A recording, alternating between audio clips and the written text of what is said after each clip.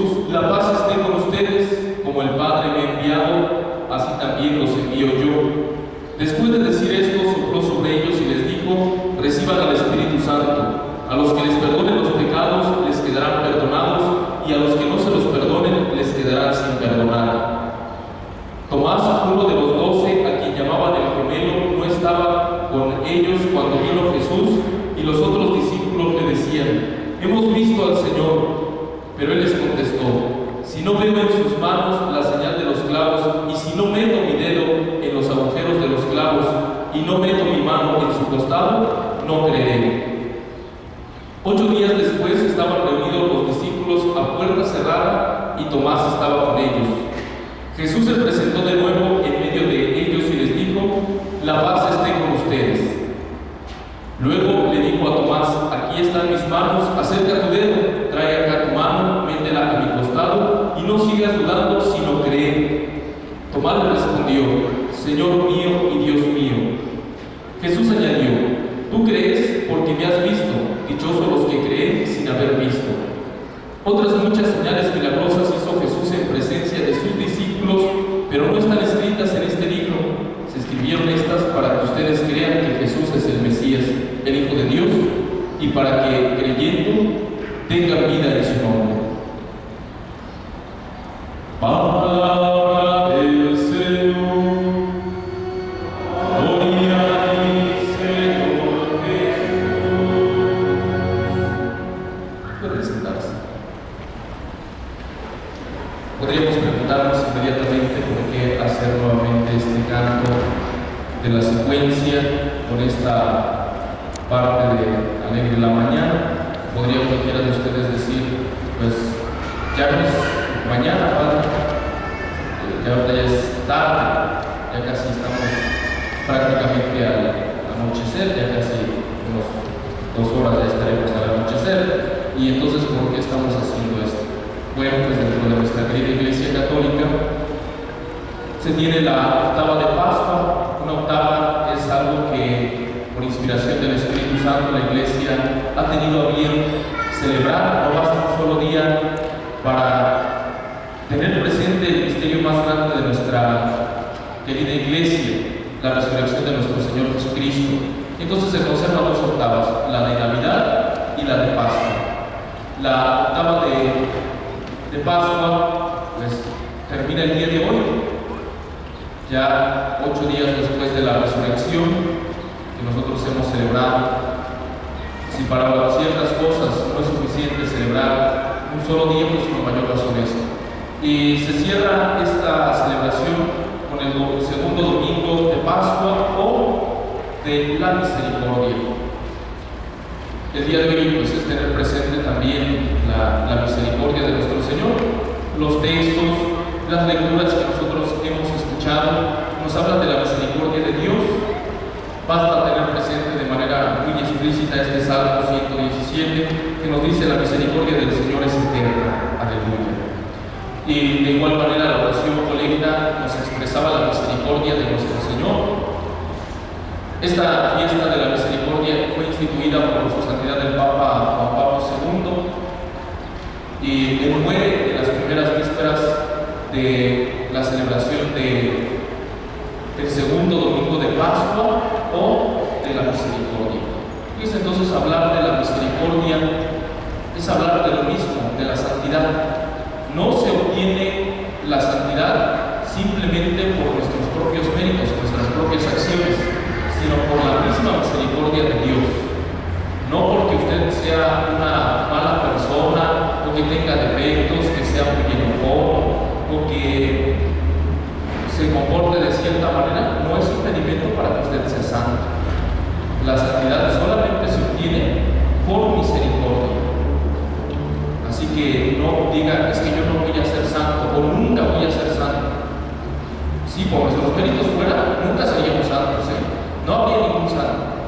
Pero alcanzamos la santidad por los méritos de la pasión de nuestro Señor Jesucristo. Véase ahora pues algunos puntos de esta lectura del Evangelio que hemos escuchado. Veamos cómo termina este Evangelio. Otras muchas señales milagrosas hizo Jesús en presencia de los discípulos, pero no están escritas en este libro. Se escribieron estas para que ustedes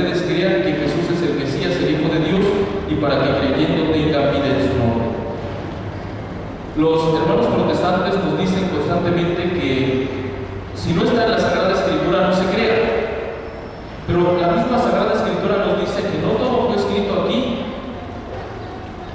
Así que también dice, se escribió esto solamente para que crean y creyendo tengan vida en su nombre.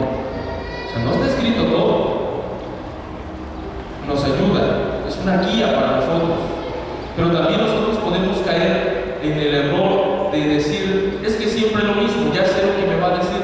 Si escucho una frasecita, ya sé que el sacerdote lo que me va a decir, o incluso como sacerdote también puede llegar el caso en que en cierto momento diga, ya, para qué preparo mías y ya no sé, ya cuántos años he celebrado la misa y ya lo conozco. Sin embargo, pues es aprender a descubrir como discípulo algo nuevo. Fíjense, si nosotros nos percatamos, los discípulos siguen siendo discípulos de Jesucristo porque les ha dicho el día de la resurrección, la paz esté con ustedes, y se lo vuelve a repetir, la paz esté con ustedes. A los 8 días nuevamente les vuelve a decir, la paz esté con ustedes. ¿Qué les está diciendo con eso? La paz esté con ustedes, que no tienen por qué estar a puertas cerradas, no tienen por qué estar con muchos temores.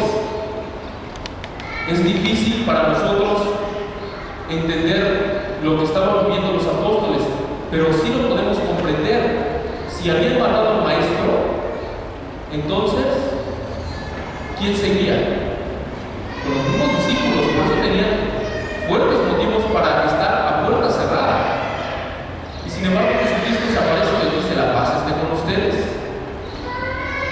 Es decir, he triunfado, así que ustedes no tengan ninguna preocupación, no tengan ningún miedo. Y les dice de igual manera, a los que les perdonen los pecados les quedarán perdonados, y a los que no se les perdonen les quedarán sin perdonar. Ya decíamos, el hablar este segundo domingo de Pascua o bien de la misericordia, pues es tener presente todo lo que el Señor hace para que cada uno de nosotros alcance la vida de santidad.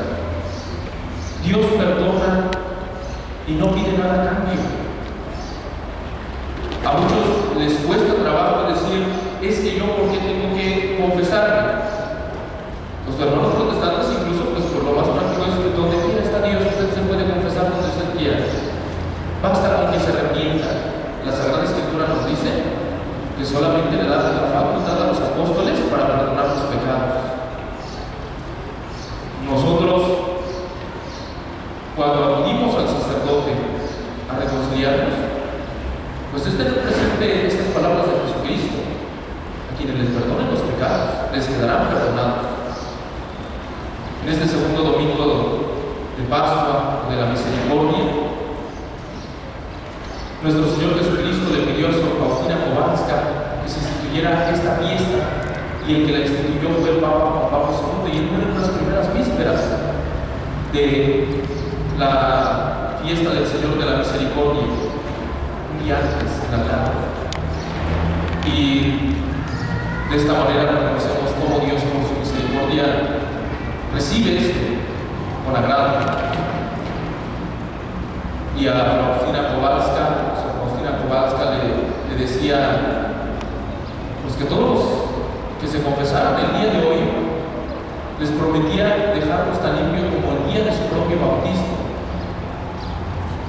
De igual manera, le pide a Sor Faustina Kowalska que se haga la coronilla del Señor de la Misericordia, que no se lleva más de 5 minutos, bien rezadita. Y todo aquel que haga esa coronilla por lo menos una vez en su vida, por muy pecador que sea, le promete la salvación. Y también a quien promocione la devoción al Señor de la Misericordia, le promete esa misma salvación por su misericordia. Al sacerdote de manera especial. Jesucristo expresa de muchas maneras su misericordia. El día de hoy nos resulta muy grato la figura de Tomás, porque Tomás, apóstol, pues no cree y les ha dicho a los discípulos: si no veo en sus manos la señal de los clavos, y si no meto mi dedo en los agujeros de los clavos, y no meto mi mano en su costado, no creeré. que esto parecería pues nada más de Tomás, pero nosotros, cristianos católicos, en muchas cosas nos resultan ciertas dudas en nuestra vida de fe. Incluso tenemos miedo de acercarnos al sacerdote y decirle: Padre, es que yo tengo esto que me está cuestionando, es que esto que yo escuché, pues sí, resulta que a mí me ha afectado en mi propia vida de fe. O de manera especial, en la secundaria empiezan los maestros de manera especial de biología a decirle al joven: es que la Biblia está mal, vea, se contradice en esto, aquí está mal, la creación no es como se lo presentan en la Iglesia Católica. Y entonces, si el muchachito llega con el papá, la mamá, y le dice: no, es que yo no voy a la iglesia porque ahí está mal, y el papá se enoja con la mamá y no sabe cómo orientar al hijo, mándelo con el sacerdote y dígale: Padre, pues mire, está esta dificultad en mi vida de fe, yo voy a resolver esta duda. Yo creo que ningún sacerdote se va a enojar porque quiera: pues, ¿cómo resuelvo esto, Padre? La teología es eso. Nosotros que estudiamos teología en el seminario, pues es dudar. El pecado no es que tenga uno dudas. El pecado es que se quede usted con esa duda. Es investigar, es profundizar en nuestra vida de fe, es ver qué es lo que me está presentando allí. Por eso pues es muy útil un Tomás apóstol, porque él es, por así decirlo, quien no cree desde el principio, pero nos da mayores pruebas. Y Jesucristo no se enoja porque no creyó a los demás apóstoles, sino al contrario, se acerca con toda su misericordia y le dice: Tomás, aquí están mis manos, acerca tu dedo, trae acá tu mano, métela en mi costado y no sigas dudando, sino cree. Grandes ateos en nuestra historia de la Iglesia han surgido, grandes personajes, herejes, tuvieron dudas, pero también hay grandes santos que tuvieron dudas en su vida de fe. ¿Cuál es la diferencia? Que la mayoría de los teólogos que se han apartado de la fe cristiana católica es una muy sencilla, que quisieron la teología que fuera de manera intelectual. La teología no entra por la cabeza, entra por las rodillas. Si uno tiene dudas en su vida de fe, ¿dónde debe de resolverlas? Ahí en el Santísimo, en el Sagrario. Y así tal cual preséntese con ese texto, con ese libro, con eso que le enseñaron.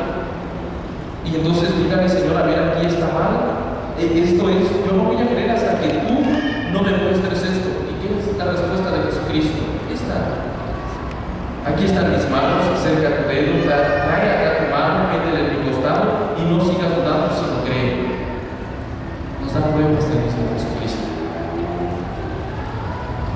La teología no debe de hacerse desde el escritorio, debe de hacerse de rodillas ante el Santísimo. Señor, aquí yo tengo cierta cuestionante, ¿qué te puede hacer? Y si allí ya he orado y sigo con esas dudas, no se acerque a cualquier persona. Vea la primera lectura que hemos escuchado. Dice: los primeros días de la Iglesia, tomado del libro de los Hechos de los Apóstoles, en los llamados resúmenes de los Hechos de los Apóstoles, todos los hermanos acudían asiduamente a escuchar las enseñanzas de los apóstoles, vivían en comunión fraterna y se congregaban para orar en común y celebrar la fracción del pan. Tiene 4 características la primera comunidad cristiana. Dice: todos acudían asiduamente a escuchar las enseñanzas de los apóstoles. Muchos de nosotros nos conformamos con venir a misa, pero la primera comunidad no se conformaba con eso. Acudía, en primer lugar, a escuchar las enseñanzas de los apóstoles. Aún siendo sacerdote, ¿a quién tengo que acudir? No basta con lo que yo aprendí en el seminario, sino con las enseñanzas de los apóstoles, es decir, de los sucesores de los apóstoles, los obispos, los padres de la Iglesia, los doctores y doctoras de la Iglesia. Con ellos hay que acudir a ver sus textos, a ver qué nos dicen, qué nos enseñan, cuál es su experiencia con ese Cristo resucitado. Y de igual manera dice, vivían en comunión fraterna y se congregaban para orar en común.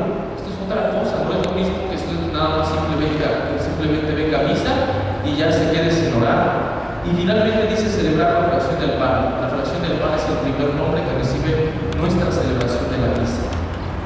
Estas cuatro cosas las hacían. Y muchos de nosotros cristianos católicos nos hemos olvidado de todo eso. Y sobre todo, de acudir a las enseñanzas de los apóstoles. No queremos acudir a ellos. Nos cuesta tanto trabajo. Si hay un retiro, si hay algunas pláticas, si hay talleres, ¿qué hacemos? No tengo tiempo.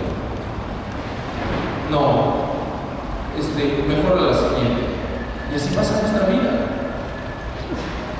Complicamos toda nuestra existencia. Sin embargo, cuando nosotros descubrimos al mismo Jesucristo, cuando nosotros nos acercamos a Él, Él nos muestra sus manos, nos permite tocar los agujeros de los clavos, tocar su costado, experimentarlo, no como un Dios lejano, sino un Dios cercano. Por eso nos es más útil en este momento la figura de un Tomás. Yo creo que también los santos que ahora tenemos declarados hace unas horas, los santos Juan 23 y Juan Pablo II, papas, pues también tuvieron que hacer eso, acercarse a un Jesús en el sagrario, y así estaban. Basta tener presente las biografías de ellos.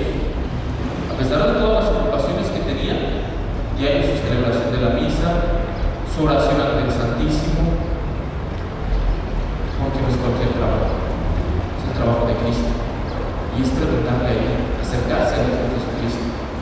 Y este es un ejercicio de practicar la misericordia que Dios tiene para nosotros.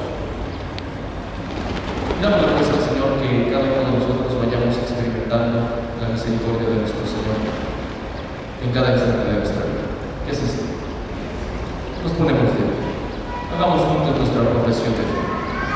Creo en un solo Dios, Padre Todopoderoso, Creador del cielo y de la tierra, de todo lo visible y lo invisible. Creo en un solo Señor Jesucristo, Hijo único de Dios, nacido del Padre antes de todos los siglos. Dios de Dios, luz de luz, Dios verdadero de Dios verdadero, engendrado, no creado, de la misma naturaleza del Padre por quien todo fue hecho, que por nosotros los hombres y por nuestra salvación bajó del cielo, y por obra del Espíritu Santo se encarnó de María la Virgen y se hizo hombre, y por nuestra causa fue crucificado en tiempos de Poncio Pilato, padeció y fue sepultado, y resucitó al tercer día según las Escrituras, y subió al cielo, y está sentado a la derecha del Padre, y de nuevo vendrá con gloria para juzgar a vivos y muertos, y su reino no tendrá fin. Creo en el Espíritu Santo, Señor y dador de vida, que procede del Padre y del Hijo, que con el Padre y el Hijo recibe la misma adoración y gloria, y que habló por los profetas. Creo en la Iglesia, que es una, santa, católica y apostólica. Confieso que hay un solo bautismo para el perdón de los pecados. Espero la resurrección de los muertos y la vida del mundo futuro. Amén.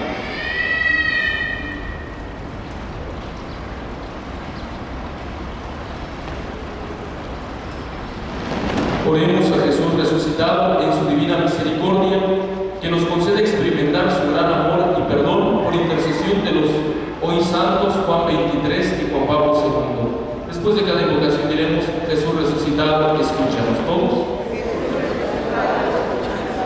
Por la Iglesia.